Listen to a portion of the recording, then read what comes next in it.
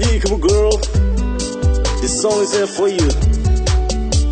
Just wanna let you know that I'm here for you. The good times or bad times. I'm just caring and I love you. Yeah.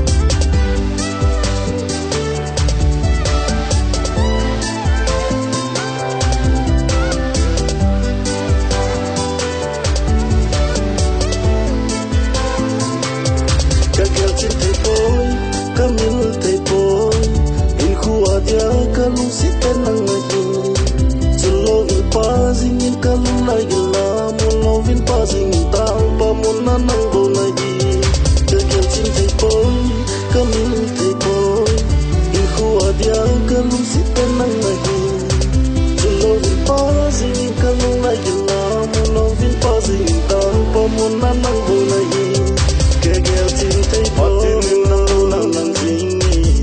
Kalungin nang buse ka di pene Nang bukin ka ngay pene Silungat senti dia nang bulay Ingyal kimin lungsin nahi Adang at siding ka numpoy Kending luhin galam zena nang bulay Inkuwading nga kalungsin nang bulay Hinangay nuna na milzitay Lang sa kawin Kamil tay boy dia kalung si tenang lagi Sulovin pazing in kalung lagi la Mulovin pazing tang pa muna nang bo lagi Kagel chin tay boy Kamil tay boy in khuwa dia kalung si tenang lagi Sulovin pazing in kalung lagi la Mulovin pazing tang pa muna nang bo lagi Kagel chin tay boy Moved down from the direction I was facing, left to right.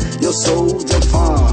It just makes me trembling when you slip in top to toe. Hell yeah, I'ma say you're an angel wearing a blouse that's making me confused. Who I am, once I mistakenly fall for this everlasting love. I had given up all my good love for it. I don't know.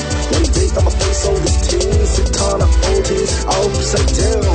Life it is like a paradise, but it's like hell when you don't get it. Kalungin nang bo nang vingi Kalungin nang bo se ka di pene Nang bukin ka ngay pene Silungat senti dia nang bulay Ingyal kimin lungsin nahi Adang at siding ka numpoy Kending luhin galam zena nang bulay Inkuwading nga kalungsin nang bulay Hinangay nuna na milzitay Lang sa kawin Kamil tay boy in khuwa dia kalung si penang lagi Sulovin pazing in kalung lagi la Mulovin pazing in tang pa muna nang bo lagi Kagel chin tay boy Kamil tay boy in khuwa dia kalung si penang lagi Sulovin pazing in kalung lagi la Mulovin pazing in tang pa muna nang bo lagi